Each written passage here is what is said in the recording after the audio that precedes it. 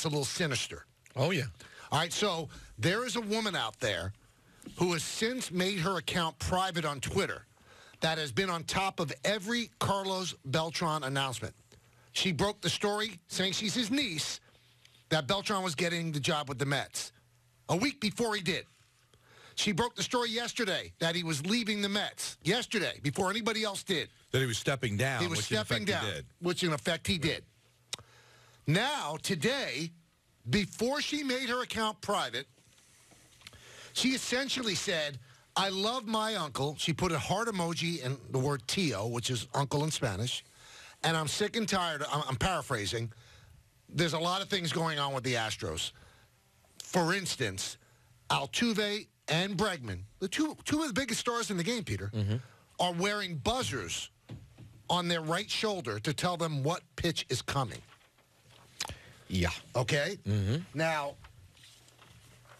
I'm told to stay quiet, but I refuse. Sorry, Tio, heart. Jose Altuve and Bregman wore devices that buzzed on inside right shoulder from hallway video guy. Let's get it all out now. Then she writes, I have pictures from locker I will keep for rainy day. Altuve didn't want shirt torn off, if I remember. Maybe I misspoke, but Chapman gave up home run in the game. Now, this is what we've been surmising or supposing all week. Now, there's a picture that is out there of Altuve rounding third. And if you're watching us on Yes, you'll see.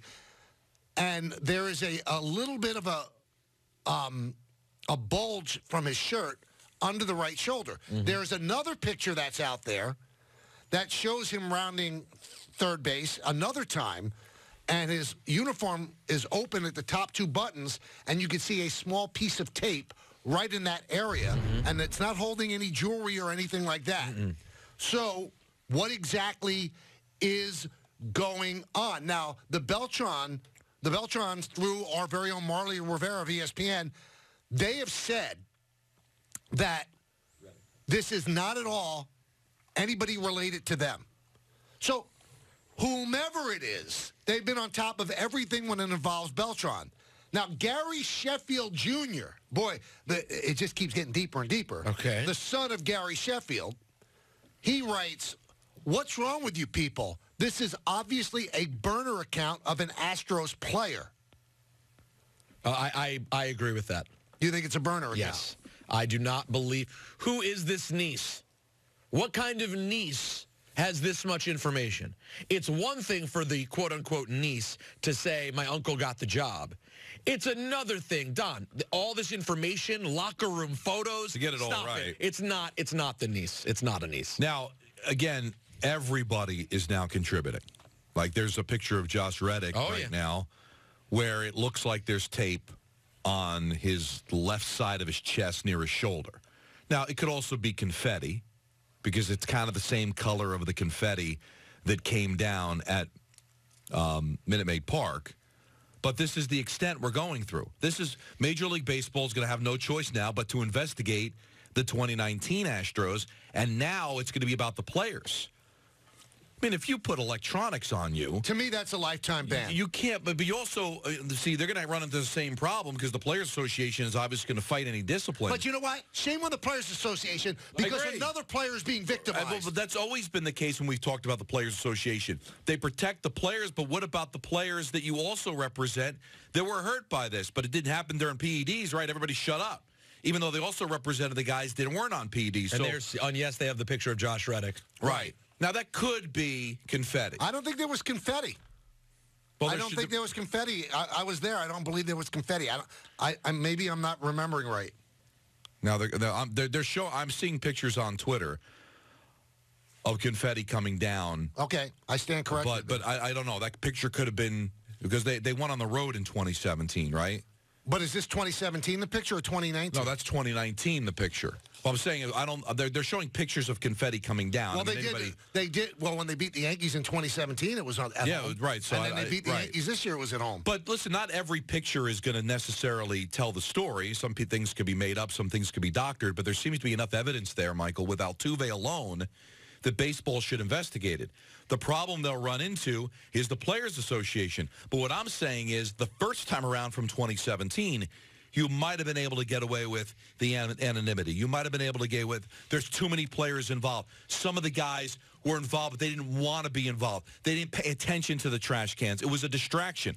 If you put an apparatus on your body that electronically tells you the pitch, you cannot say, well, it's a distraction. I really didn't want to do it. No, you have to be singled out. You have to be disciplined. You have to be banned. We don't, the way this story's been changing, and we could get to a point where we think the story we're talking about is, oh my gosh, what's going to happen with the Mets and Carlos Beltran? The way this story's going, I'm not saying it's going to go here. We have no idea the depth.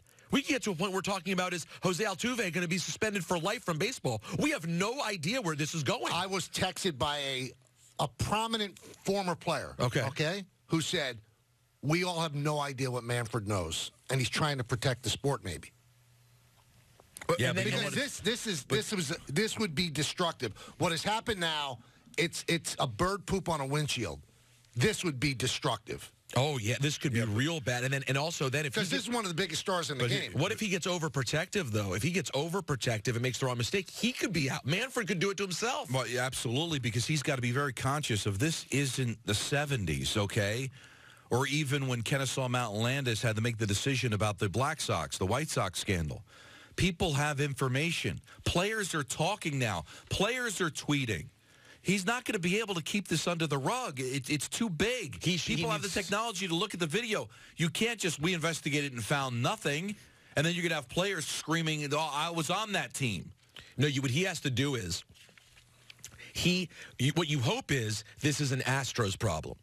The really terrifying part, I guess, for baseball would be if somehow this was more than an Astros problem.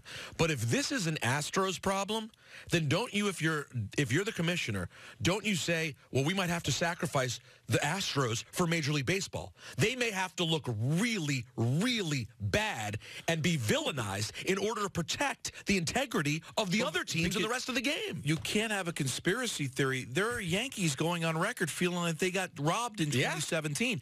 There'll be Yankees that are going to be on record from 2019 saying, wait a minute, we're in a tie game.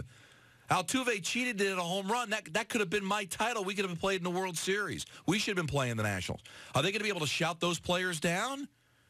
So how can you sit there and have an investigation? We investigated it. It's a bunch of nonsense. What a lucky break for Major League Baseball that the Nationals somehow came back and won the World Series. It would look even worse if the Astros had won. Now, John Boy, who has put together the videos that showed Farquhar looking into the dugout and also the banging that would indicate exactly what was going on, and really was on the forefront of forcing Major League Baseball to do this investigation, as well as, of course, the Athletic story. He tweeted out, and he's going to join us at 5:30 in studio. John Boy is.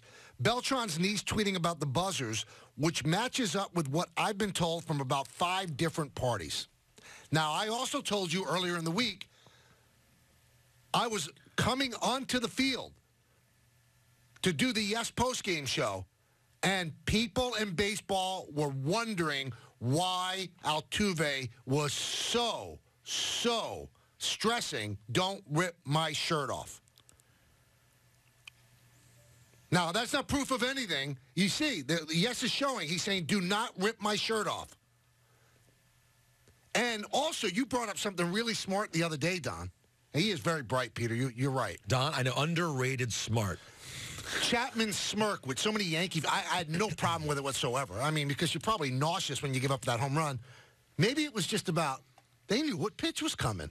You got me. They got me. We thought we figured it out, but they're too good. And that's that kind of smirk. And then there was another, a Bregman. There's a Bregman press conference too. There are these moments, man. And which audio was it that we were listening to yesterday? Was it Hinch? That was Hinch. When he randomly brings up devices? Right. Oh, it was Cora. Sorry, it was Alex Cora. When Cora randomly brings up jokingly talking about how lucky the Yankees are to have Beltran, and he's like kind of winking and laughing. It's insane. Now, there's 2 things at play, though. The more you think about this, either there was only a select few that were in on it with the Astros, with the electronics, or they're just colossally stupid. If you know he's wearing a wire, why would they have to be told not to rip his jersey off? Great point. That's Don, you did it again. But maybe just a couple of them have it on. But to Don's point, only a couple of them have it on. But does that mean that if no one knows, let's suppose the whole operation was because that was from this year, right? So Beltran's not even a part of it. Let's suppose the whole thing is Hinch knows about it, he knows about it, Altuve knows about it, Reddick knows about it, Bregman knows about it. Well, then it makes sense that he's telling everybody else, don't rip my shirt, because they don't know that he's wearing a device. Right. But if they all knew, why does he have to tell them all, we're not the Mets who don't cheat. You can't go ripping my shirt off. It should go without saying, unless they're just stupid. Unless it's just a select few that want it. A select few. And this also... think about how much of an athlete you have to be to feel a buzz.